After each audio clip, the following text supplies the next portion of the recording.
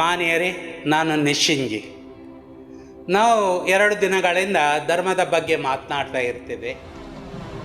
ಧರ್ಮ ಅಥವಾ ಮತ, ಇದರಲ್ಲಿ ವಿಭಿನ್ನ ಅಭಿಪ್ರಾಯಗಳಿವೆ. ಆ್ಯಕ್ಚುಲಿ ನಾವು ಹೇಳಬೇಕಾದ್ರೆ ಧರ್ಮ ಮತ್ತು ಮತ, ನಾವು ಮತ ಏನು ಕಾಣ್ತೇವೆ ಒಂದು ಸಂವಿಧಾನ ರೂಪದಲ್ಲಿ ಇರ್ತದೆ.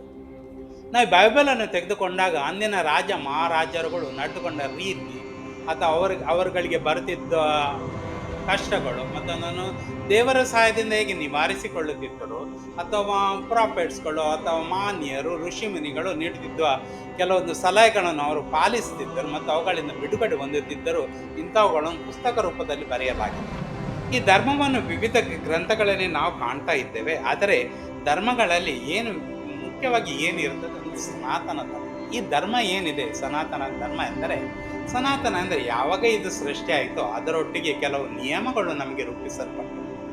ಆ್ಯಕ್ಚುಲಿ ನಾವು ಏನು ಹೇಳುತ್ತೇವೆ, ನಿಯಮಗಳು ಬೇಕಾ ಬೇಡವೋ ಎಂಬುದಲ್ಲ. ನಮಗೆ ನಮ್ಮದೇ ಆದ ಬುದ್ಧಿ ಇದೆ, ತಿಳುವಳಿಕೆ ಇದೆ. ಹಾಗಾದರೆ ನಿಯಮಗಳು ಯಾಕೆ ನಮಗೆ ಬೇಕು?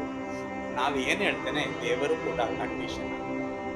ಆ ಕಂಡೀಷನ್ ಏನು ಹೇಳ್ತೇವೆ, ದೇವರು ನಮಗೆ ಏನು ಋಷಿ ಮನಿಗಳು ನಮಗೆ ಶಾಪ ಕೊಟ್ಟರು ಅಥವಾ ಬರ ಕೊಟ್ಟರು. ಬರವೂ ಒಂದು ರೀತಿಯ ಕಂಡೀಷನ್.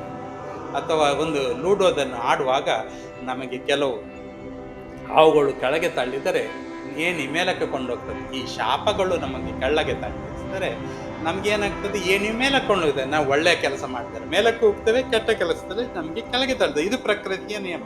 ಮೇಲೆ ಮತ್ತು ಕೆಳಗೆ ನಾವು ಹೋಗುವುದನ್ನು ನಾವು ಕಡೆ ಈ ಮೇಲೆ ಕೆಳಗೆ ಹೋಗುವ ಸವಾರಿಯಲ್ಲಿ ಯಾವಾಗಲೂ ಒಂದು ನಿರಂತರ ಕಾಪಾಡಿಕೊಂಡ್ರೆ ನಮ್ಮ ಮಾನಸಿಕ ಒಂದು ಸಮಾಧಾನ ಇರ್ತದೆ. ಒಳ್ಳೆಯದನ್ನು ನಾವು ಯೋಚಿಸಲು ನಮಗೆ ಸಮಾಧಾನ ಇರ್ತದೆ. ಇದು ನಮಗೆ ಒಂದು ರೀತಿಯ ಮತ ಅಥವಾ ಧರ್ಮಗಳು ನಮಗೆ ಸಹಾಯ ಮಾಡ್ತಾ ಇರ್ತದೆ.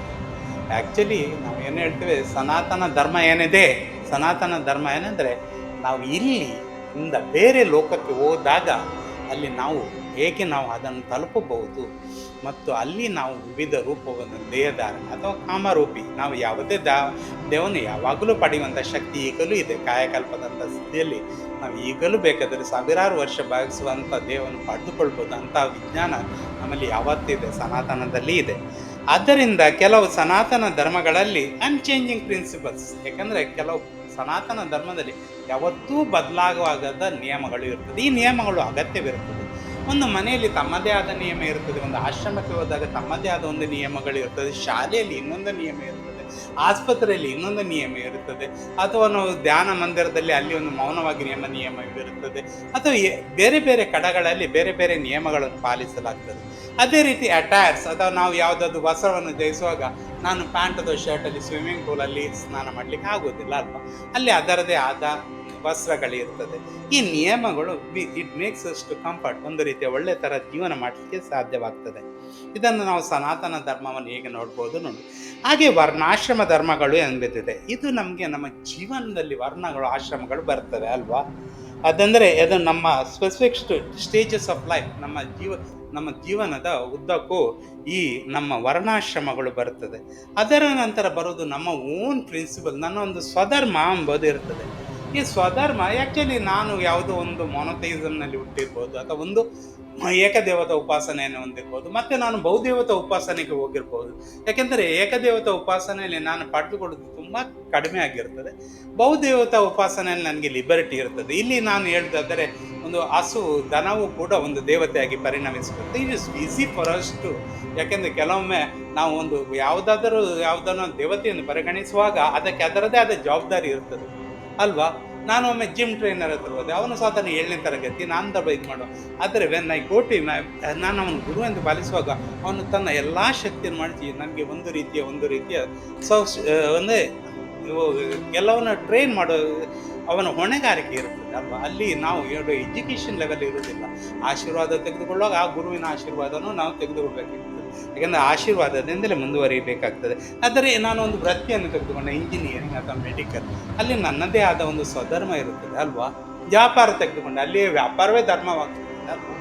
ನಾನು ವ್ಯಾಪಾರ ಬರುವಾಗ ನನಗೆ ಒಂದು ರೀತಿ ಡಿಮಾಂಡ್ ಇದೆ ಅಂದಾಗ ಅಕ್ಕಿಯನ್ನು ನಾನು ಕಿಲೋಗೆ 700 ರೂಪಾಯಿ ಮಾರಲಿಕ್ಕೆ ಆಗುವುದಿಲ್ಲ.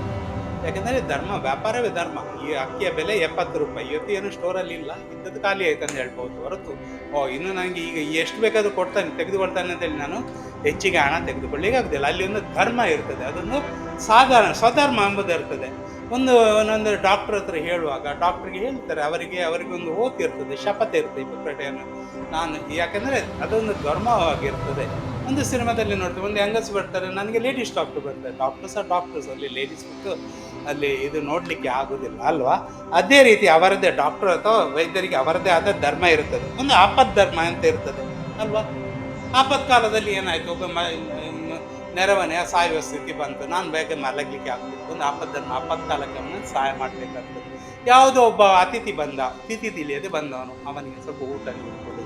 ಅದೇ ಯಾವುದೋ ಬಡ ವಿದ್ಯಾರ್ಥಿ ಬಂದ, ಸರ್ ನನಗೆ ವಿದ್ಯಾಭ್ಯಾಸ ಮಾಡಬೇಕಿತ್ತು, ಸ್ವಲ್ಪ ಹಣ ಬೇಕಿತ್ತು, ಏನೋ ನಮ್ಮಿಂದ ಕೊಡುವುದು, ಏನೋ ಹೋಗ್ತದೆ. ಒಂದು ಹಬ್ಬ ಸಮಾರಂಭಗಳು ನಡೀತವೆ, ಓಕೆ ನಮ್ಮಲ್ಲಿಂದ ಸ್ವಲ್ಪ ದಾನ ಕೇಳಿ, ಈ ರೀತಿಯ ಯಾವುದೋ ಒಂದು ರೀತಿಯ ನಮ್ಮ ಸಂಸ್ಕಾರ ನಡೀತದೆ.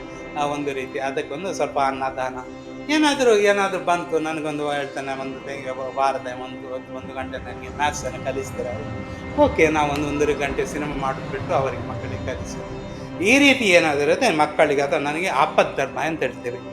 ಹಾಗೆ ನೋಡುವಾಗ ಸಾಧಾರಣ ಧರ್ಮ ಇರ್ತದೆ, ಅಂದರೆ ಸ್ಟೇಜಸ್ ಆಫ್ ಲೈಫ್. ಸಾಧಾರಣ ಧರ್ಮ ಅಂದರೆ ನಾವೇನು ಹೇಳ್ತೇವೆ, ಗೃಹಸ್ಥಾಶ್ರಮ ಅಥವಾ ಸ್ಟೇಜಸ್ ಆಫ್ ಲೈಫ್ ಅಂತ ಹೇಳ್ತೇವೆ. ಒಂದು ರೀತಿಯಲ್ಲಿ ವರ್ಣಾಶ್ರಮ ಕೂಡ ಒಂದು ರೀತಿಯ ಸ್ಪೆಸಿಫಿಕ್ ಸ್ಟೇಜಸ್ ಆಫ್ ಲೈಫ್. ಕೆಲವೊಂದು ನಾವು ಸಾಮಾನ್ಯ ಧರ್ಮವನ್ನು ನಾವು ಎಲ್ಲೆಲ್ಲಿ ನೋಡ್ಬೋದು. ಸಾಮಾನ್ಯ ಧರ್ಮ ನಮ್ಗೆ ಏನು ಮಾಡ್ತದೆ ಅಂದರೆ ನಮಗೆ ಮೊರಾಲಿಟಿ ಅಥವಾ ಕೊಡ್ತದೆ. ಇನ್ನು ದಿವ್ಯತೆಗೆ ಬರಬೇಕಾದ್ರೆ ನಾವು ಸ್ಟೆಪ್ ವೈಸ್ ಬರಲೇಬೇಕಾಗ್ತದೆ. ಒಮ್ಮೆಲೆ ನಾನು ಒಂದು ಕಥೆಯಲ್ಲಿ, ಒಂದು ರೀತಿಯಲ್ಲಿ ನಾನು ಕೂಡ ಈಕ್ವಾಲಿಟಿ ಎಂಬುದಕ್ಕೆ ಹೋಗಿ ನಾನು ತುಂಬ ಪೆಟ್ಟು ತಿಂದಿದ್ದೇನೆ. 2-3 ಜನರ ಸಾವಿಗೂ ಕೂಡ ನಾನು ಕಾರಣವಾಗಿದ್ದೇನೆ. ಒತ್ತಾಯವಾಗಿ ನಾನು ಹೇಳಬೇಕಾದ್ರೆ ಕೆಲವೊಮ್ಮೆ ಅಪಾತ್ರರಿಗೂ ನಾವು ಶಕ್ತಿಯ ಸಂಚಯನ ಮಾಡಿ ಗುರುಗಳ ಹತ್ರ ಬೇಡಿ ಹೋದಾಗ ಅವರು ಸಹಿಸಿಕೊಳ್ಳಲಾಗದೆ ಒಂದು ರೀತಿಯ ಆ ಒತ್ತಿನ ತಪಸ್ಸು ಅವರನ್ನು ಮುಂದಿನ ಲೋಕಕ್ಕೆ ಕೊಂಡೋಗ್ಬೋದು ಹೊರತು you can't expect us to do certain things out of our limit. ಈ ಶುಡ್, ನಿಮ್ಮ ಲಿಮಿಟ್ ಏನು ಅಂಬೋದನ್ನು ನಾವು ನೋಡಬೇಕು. What is my limit? ಯಾಕೆಂದರೆ everything is good in its own limit. ನಾವು ಏನೋ ಮಾಡಿದಾಗ, ಸ್ಪ್ರಿಂಗನ್ನು ಜಾಸ್ತಿ ಹಿಡಿದಾಗ ಅಥವಾ ರಬ್ಬರನ್ನು ಜಾಸ್ತಿ ಹಿಡಿದಾಗ ಅದು ಏನಾಗ್ತದೆ, ತುಂಡಾಗ್ತದೆ, ಕೆಲಸಕ್ಕೆ ಬಾರೋದಿಲ್ಲ. ಅಂಥದ್ದು ನನ್ನ ಜೀವನದಲ್ಲಿ ನಡೀತಿದೆ. ಯಾಕೆಂದರೆ ಐ ವಾಸ್ ಸಮಥಿಂಗ್ ಲೈಕ್ ಸ್ವಲ್ಪರಿಗೆ ನೆರವಾಗೋಣ ಮುಂತಾದನ್ನು ಮಾಡಿದರೆ ಅವರು ಏನು ಮಾಡ್ತಾರೆ, ಅವರ ಶಿಷ್ಟಾಚಾರಗಳನ್ನು ಪಾಲಿಸೋದಿಲ್ಲ. ಮತ್ತು ಅದು ಅವರು ಇದೇನಾಗ್ತದೆ, ಯಾವುದು ಬ್ಲೇಡ್ನಿಂದ ಮಾಡಬೇಕಿದ್ದ ಕೆಲಸ ಕೊಡಲಿಯಿಂದ ಮಾಡಬೇಕಾಗ್ತದೆ. It has happened. ಯಾಕೆಂದರೆ ಆಯುರ್ವೇದದಂಥ ಕೆಲಸಗಳಲ್ಲಿ ಪಥ್ಯವನ್ನು ಪಾಲಿಸಿ ಅಂದರೆ ಯಾರೂ ಪಥ್ಯವನ್ನು ಪಾಲಿಸ್ಲಿಕ್ಕೆ ತಯಾರಿರುವುದಿಲ್ಲ. ಮದ್ದು ಬೇಕು, ಏನು ಬೇಕಾದರೂ ತಿಂತಾರೆ. ಪಥ್ಯವನ್ನು ನಿಮಗೆ ಈ ಮದ್ದು ರೋಗ ಬಂದದ್ದು ಯಾಕೆ? ವೆನ್ ಯು ಶುಡ್ ನೋ ನನಗೆ ಈ ರೋಗ ಯಾಕೆ ಬಂದಿದೆ ಎಂಬುದಕ್ಕೆ, ಅದನ್ನು ನಿವಾರಿಸಲಿಕ್ಕೆ ನಾನು ಪಥ್ಯದಲ್ಲೇ ಮುಗಿಸಬೇಕು.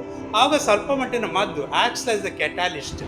ಯಾವುದೇ ಮದ್ದು ನಿಮ್ಮ ರೋಗವನ್ನು ಗುಣಪಡಿಸುವುದಿಲ್ಲ, ಇಟ್ ಕಂಟ್ರೋಲ್ಸ್ ಇಟ್.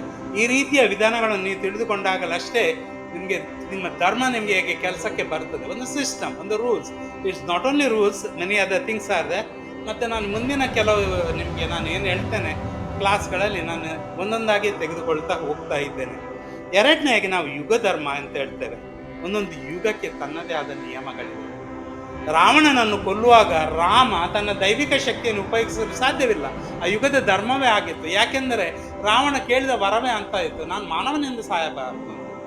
ಮಾನವನಿಂದ ಸಾಯ್ತೇನೆ, ಬೇರೆಯವರು ನನಗೆ ಯಾರು ಕೊಲ್ಲಲಾರರು. ಹಾಗಾದ್ದರಿಂದ ಆತ ದೈವಿಕ ಶಕ್ತಿಯನ್ನು ಎಲ್ಲಿಯೂ ಉಪಯೋಗಿಸಲು ಸಾಧ್ಯವಿರಲಿಲ್ಲ.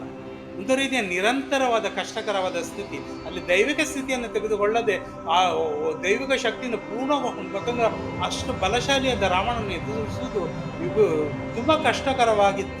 ಅದು ತುಂಬ ಆ ರೀತಿ ಇಡೀ ಆ ಯುಗಕ್ಕೆ ಆ ಧರ್ಮವನ್ನು ರಾಮ ಪಾಲಿಸಬೇಕಿತ್ತು. ಕೆಲವು ಧರ್ಮಗಳು ಇರ್ತವೆ, ಪಿತೃವಾಕ್ಯ ಪರಿಪಾಲನೆ ಅಂತ ಇರ್ಬೋದು. ಯಾಕೆಂದರೆ ಕೆಲವು ನಿಯಮಗಳನ್ನು ನಾವು ಸ್ಕ್ರಿಪ್ಚರ್ಸ್ನಿಂದ ತೆಗೆದುಕೊಳ್ಳಬೇಕಾಗ್ತದೆ. ಯಾವುದೋ ಸಂವಿಧಾನವನ್ನು ತೆಗೆದುಕೊಂಡು ಒಂದು ರಾಷ್ಟ್ರಕ್ಕೆ ಉಪಯುಕ್ತಕರವಾಗಿರ್ಬೋದು, ಆದರೆ ಬದಲಾವಣೆಗೆ ನೀವು ಒಪ್ಪಿಕೊಳ್ಳದೆ ಹೋದರೆ ಇನ್ನು ನೀವು ತುಂಬ ಹಾನಿಯನ್ನು ಕಳಿಸ್ತಾ ಇದ್ದೀರಿ. It's not because of you things ಬೇರೆಯವರು ತುಂಬ ಉಪಕಾರಗೊಳ್ತೀರಿ, ನಿಮಗೆ ವಾಗ್ಯುದ್ಧ ಬರ್ತದೆ, ನೀವು ಮಾನಸಿಕ ಇವಾಗ ನೀವು ದೈಹಿಕ ಭಾವನೆಯಿಂದ ಯಾವುದಾದರೂ ತೆಗೆದುಕೊಂಡ್ರೆ it will helpful for you to live in this world, but not eternally. You will ನಿಮ್ಮ ಆತ್ಮ ಸಾಯ್ತಾ ಇರ್ತದೆ.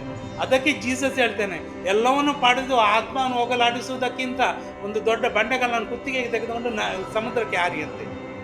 So difficult it is to realise you. ಅದಕ್ಕೆ ಯೋಗಿಗಳು ಮೌನದಲ್ಲಿ ಇರ್ತಾರೆ. ನಮ್ಮಲ್ಲಿ ಎಷ್ಟು ಸಾಧ್ಯವೋ ಮೌನದಲ್ಲಿ ಮಾಡ್ತಾ ಇರ್ತೇವೆ. ಯಾಕೆಂದ್ರೆ ನಾವು ಬುದ್ಧಿ ಮಾತು ಹೇಳಿದ್ರೆ ನೀವು ಯಾರು ಕೇಳಲಿಕ್ಕೆ ತಯಾರಿರುವುದಿಲ್ಲ.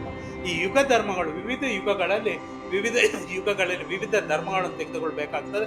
ಇನ್ನು ಮುಂದಿನ ಬರುವುದಕ್ಕೆ ಈ ಯುಗ ಧರ್ಮಗಳಿಗೆ ಬೇಕಾದ ಬೇಸಿಕ್ಸ್ ಏನಿದೆ ಅದನ್ನು ಈಗಲಾಗೆ ಬರೆಯಲಾಗಿದೆ. ಈಗ ಇನ್ನೊಂದು ಕ್ಲಾಸಲ್ಲಿ ಅಥವಾ ನಾಳೆ ನಾನು ಇದರ ಬಗ್ಗೆ ನಾನು ತಿಳಿಸಿಕೊಳ್ಳಲಿದ್ದೇನೆ. ಇಂತಿ ನಿಮ್ಮವನೇ ಯೋಗಿ ನಿಶಿಂಜಿ.